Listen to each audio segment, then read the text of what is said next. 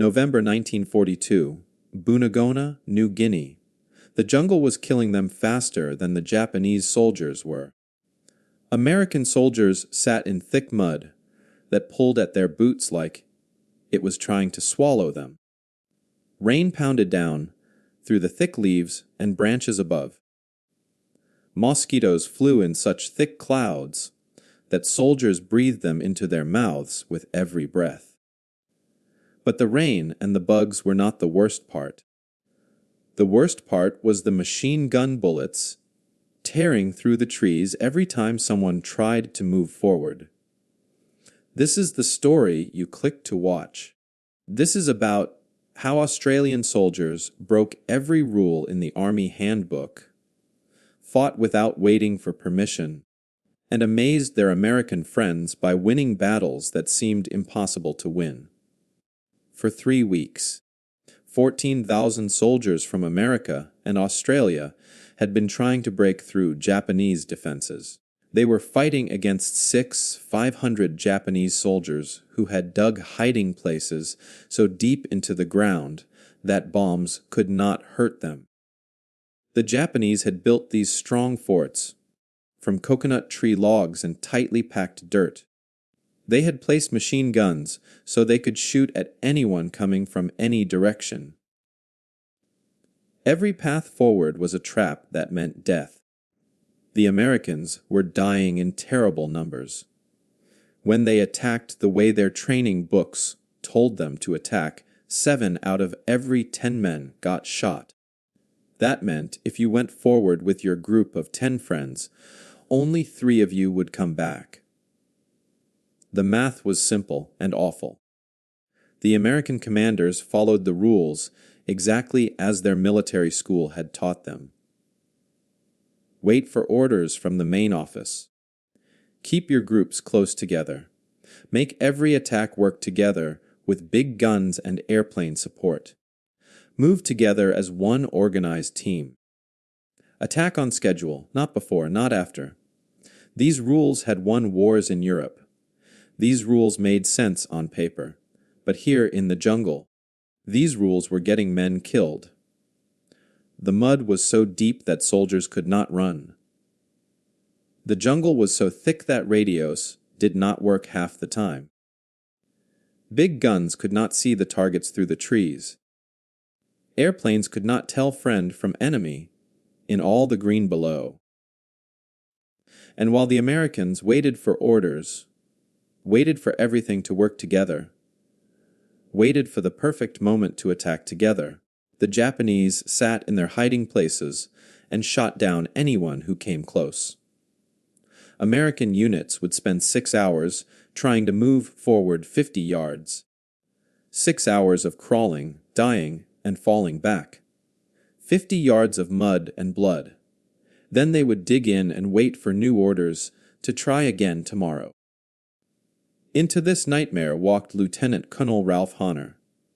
He was 39 years old, and he was in charge of the Australian 39th Infantry Battalion. But Ralph Honor was not like the other commanders. He had not gone to a fancy military school. Before the war, he had been a schoolteacher. He taught children how to read and write in small Australian towns. He knew how to explain hard ideas in simple ways. He knew how to trust young people to think for themselves. These skills seemed useless in a war. At least that is what the American generals thought. General Douglas MacArthur ran the whole Allied operation in the Pacific. His officers looked at the Australian troops and saw problems. The Australians did not salute as sharply as American soldiers. They talked back to officers. They made jokes during meetings. They seemed relaxed, almost casual, even in combat. MacArthur's staff called them undisciplined militia.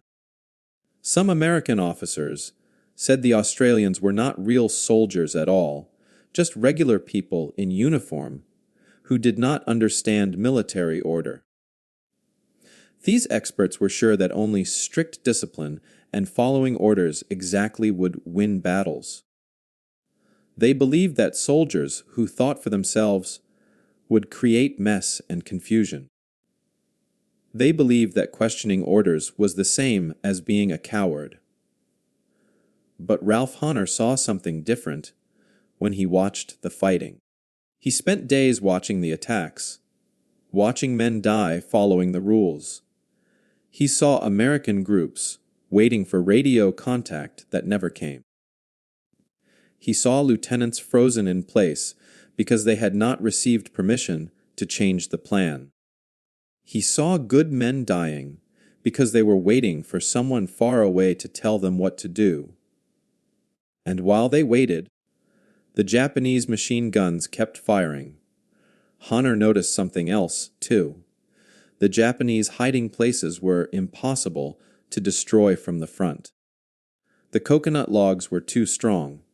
The shooting holes were too narrow. 100 men attacking straight ahead would all die without even scratching the fort. But the hiding places had a weakness. They could not cover every direction at once. The jungle was too thick. If a small group of men could move quietly through the trees, if they could slip around the sides, if they could get close without being seen, then maybe they could attack from an angle the fort could not defend. Maybe they could throw grenades through the back entrance.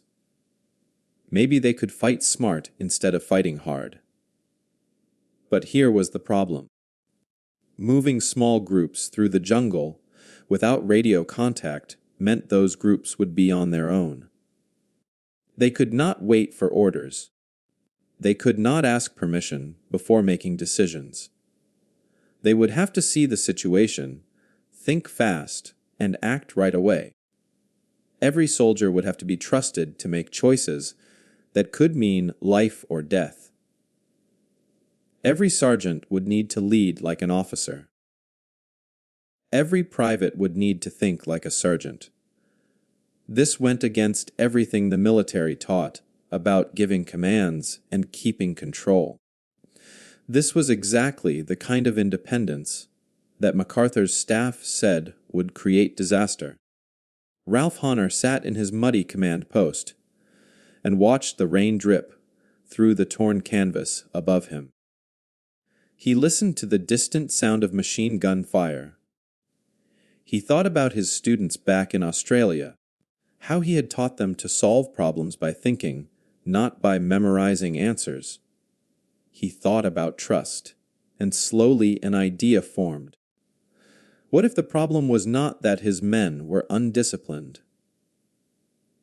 What if the problem was that everyone else was too disciplined?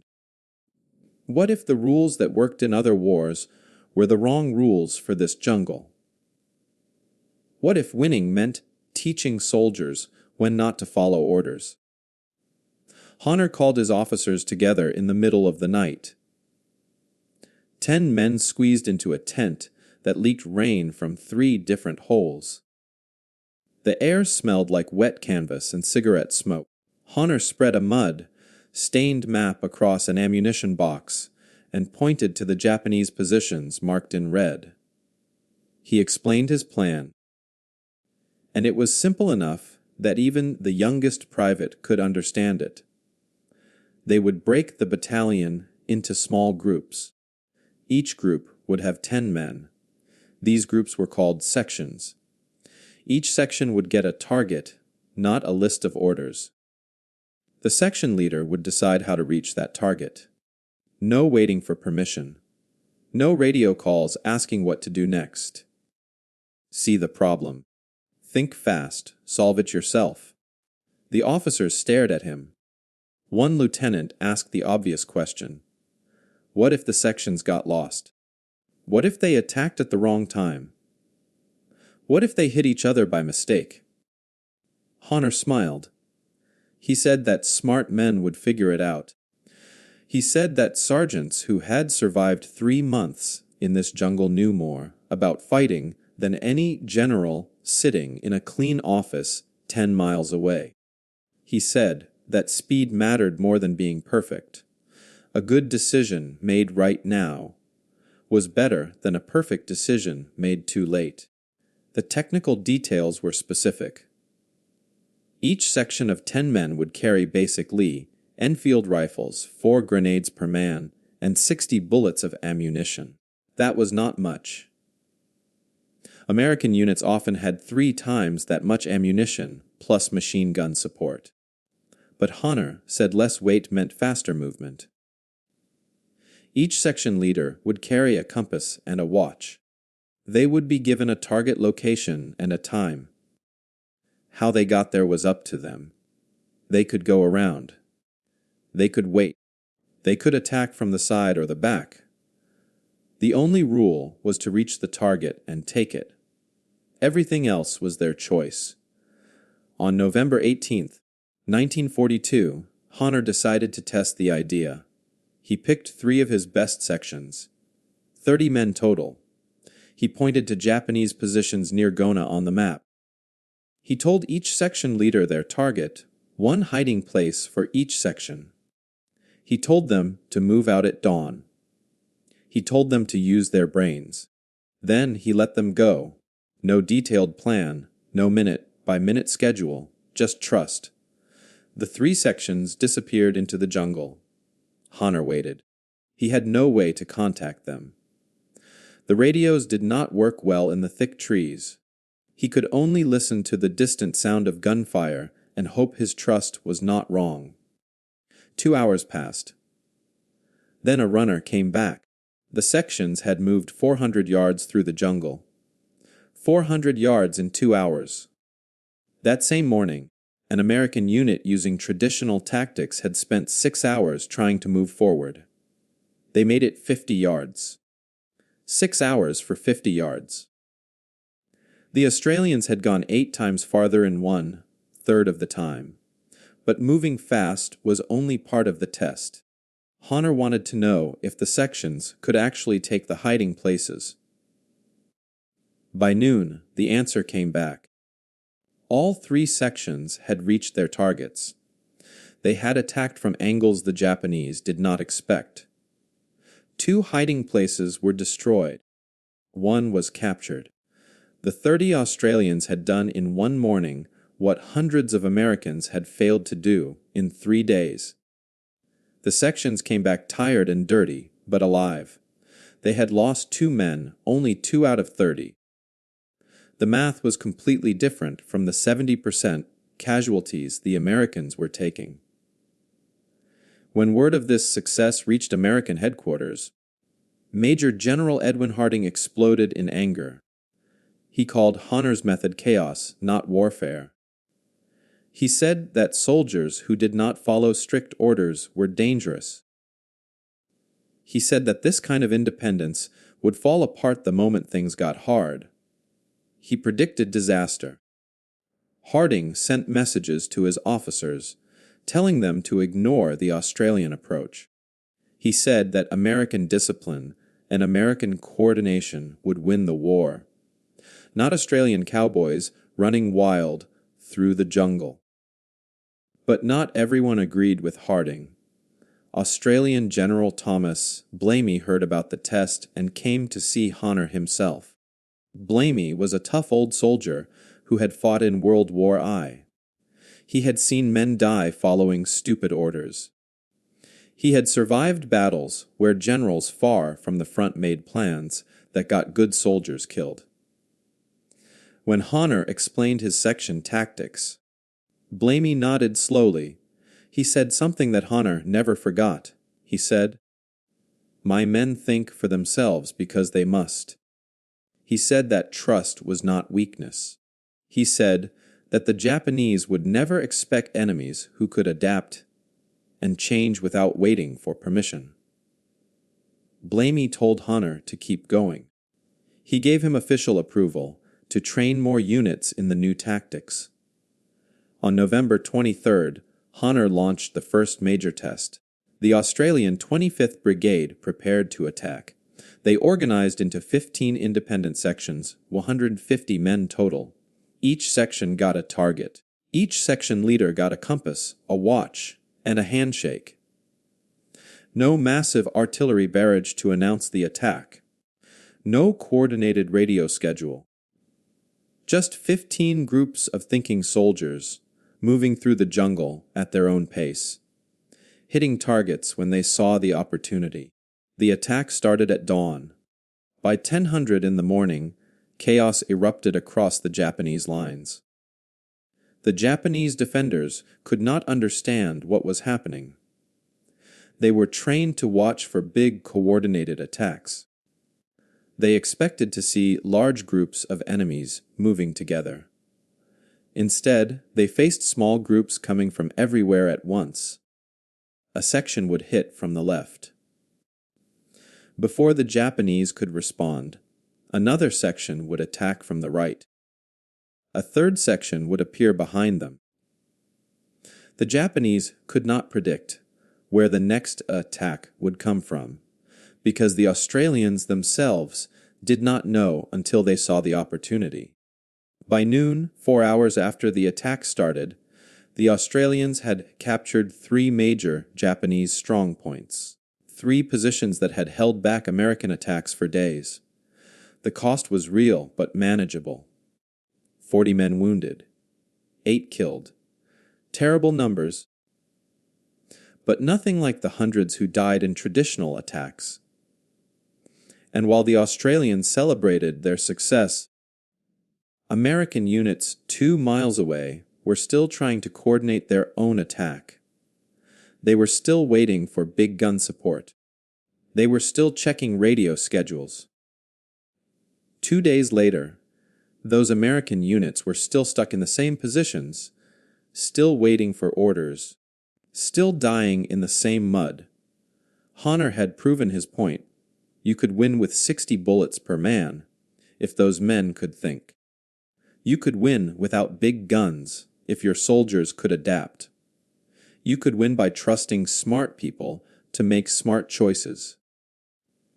The question was whether anyone else would listen. The numbers told a story that was hard to ignore. Before the Australians started using their section tactics, the Allied forces had spent 3 brutal weeks trying to break through the Japanese lines. 3 weeks of attacks, 3 weeks of men screaming and dying in the mud.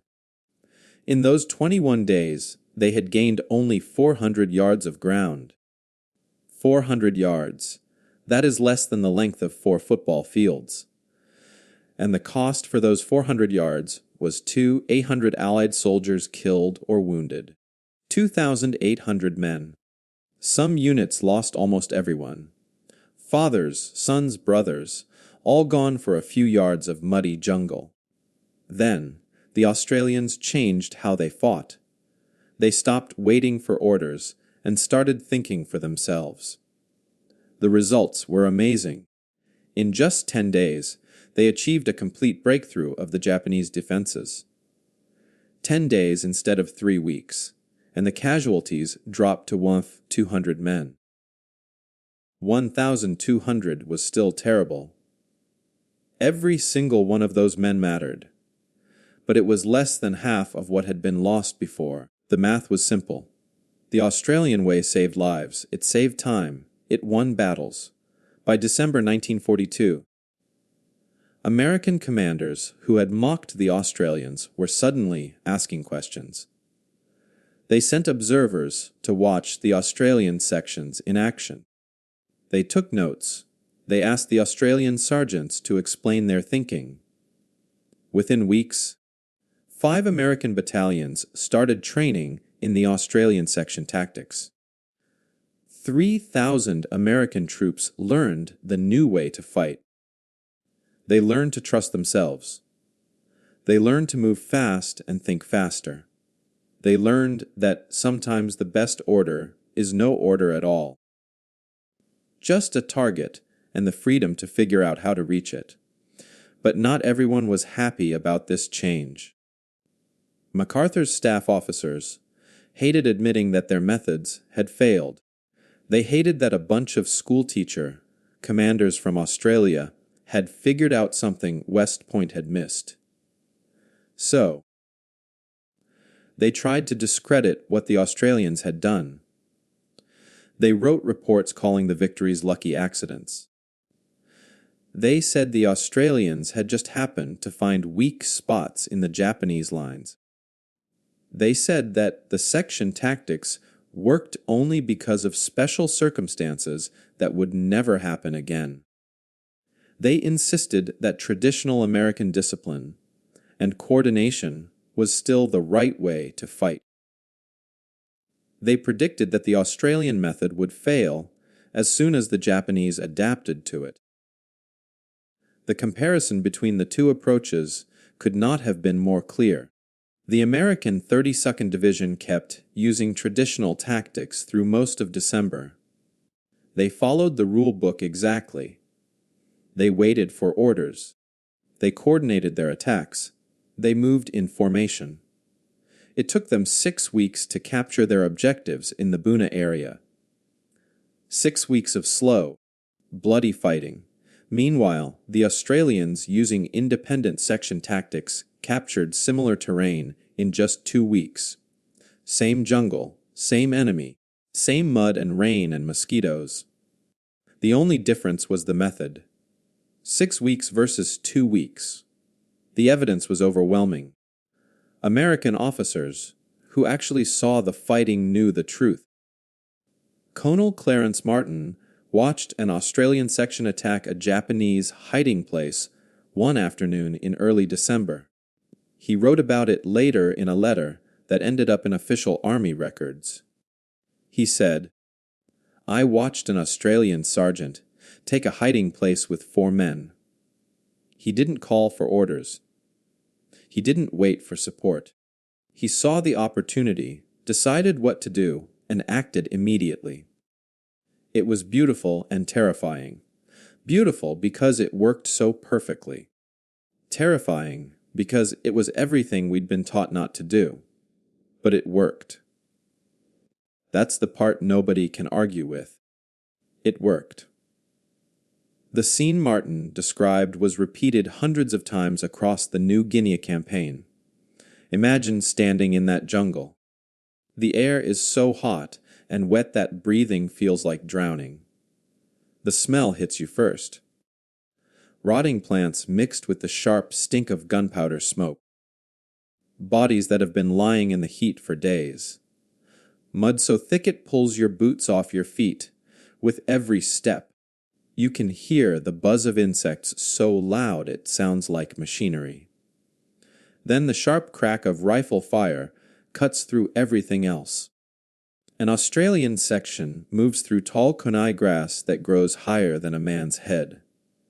They don't talk. Hand signals only. 1 man points left. 2 soldiers move that direction without hesitation. Another man points right. 2 more go that way. The sergeant in charge doesn't shout orders. He doesn't need to. Each soldier knows his job. Each man scans a different angle. They move like they share one brain. No hesitation, no confusion. Just trust. When they spot the Japanese hiding place, they don't stop to call headquarters. They don't wait for permission. They see it. They plan it in seconds, using only hand signals. Then they move. 3 men create noise on one side while 2 slip around to the back. Grenades fly through the entrance. The fight is over in 90 seconds. 4 Australians just did what 50 Americans couldn't do in 3 days, and they did it without speaking a single word out loud. The Japanese defenders could not adapt to this new style of fighting. They had trained for years to defend against traditional military attacks. They knew how to fight enemies who moved in predictable patterns. They could counter big gun attacks. They could prepare for coordinated assaults. But the Australians gave them nothing predictable. The Japanese would prepare to defend the north side of their position, and the attack would come from the south. They would reinforce one hiding place, and 3 others would get hit at the same time. They never knew where the next section would appear. They never knew when the attacks would come. The Japanese fought bravely, but their training had prepared them for the wrong kind of enemy. They could not defend against opponents who thought independently and moved unpredictably. By January 1943, the change was complete. 80% of all Allied infantry operations in New Guinea were using some form of the Australian decentralized command principles. 80%. That meant 4 out of every 5 attacks now trusted soldiers to think for themselves. American units that had lost the most men in the early fighting became the strongest supporters of the new tactics. They had learned the hard way that following rules blindly got you killed. They had watched Australians succeed by breaking those same rules.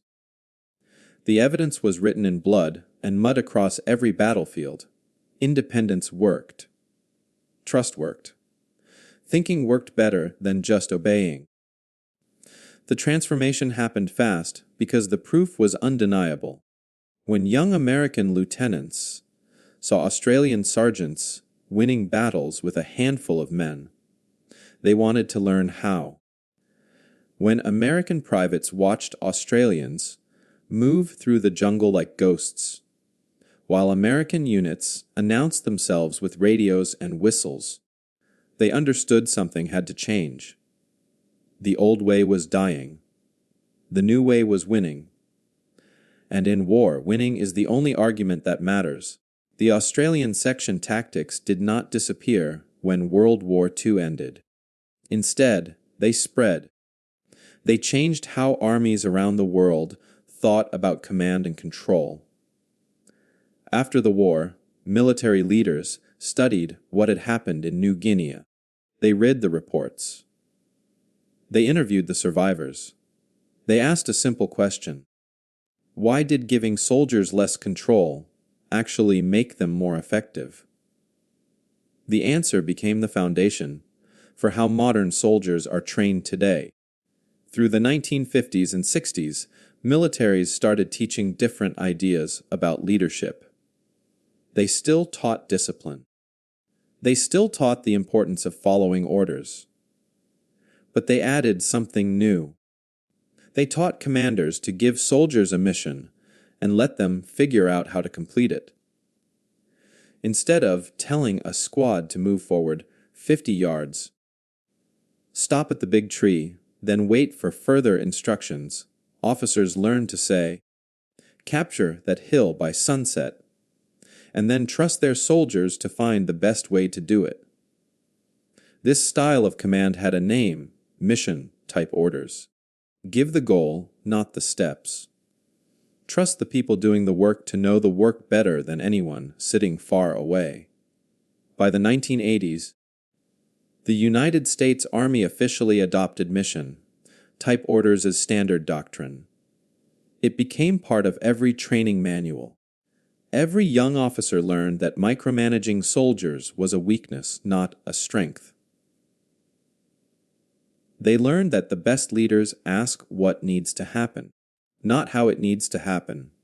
And when Army historians traced back where this idea came from, they found the same story every time. New Guinea, 1942. Australian soldiers fighting without waiting for permission. The connection was direct and undeniable.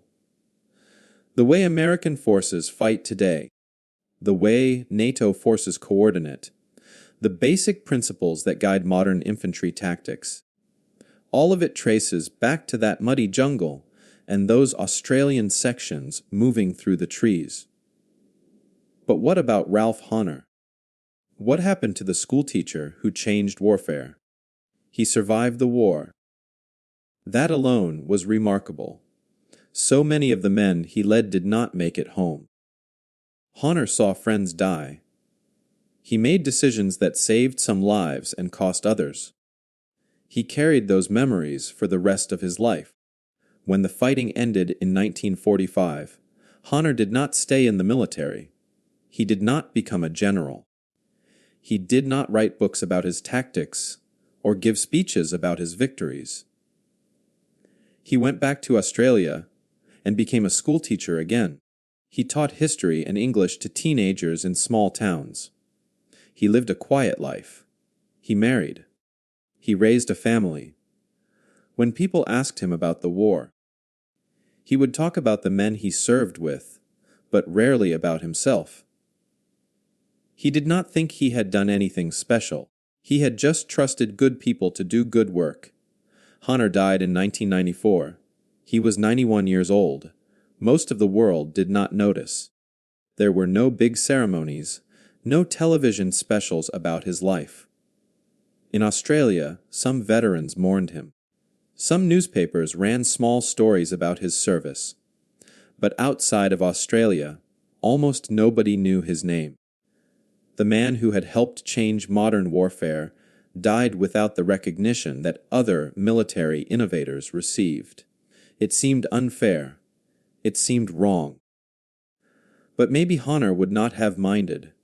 He had never fought for glory. He had fought to keep his men alive. He had taught them to think because thinking saved lives. That was enough for him. 5 years after his death in 1999, the United States government finally recognized what Honor had done. They awarded him the Legion of Merit. It is one of the highest honors America gives to foreign soldiers. The award came 57 years after the battles in New Guinea, 57 years late. But it came.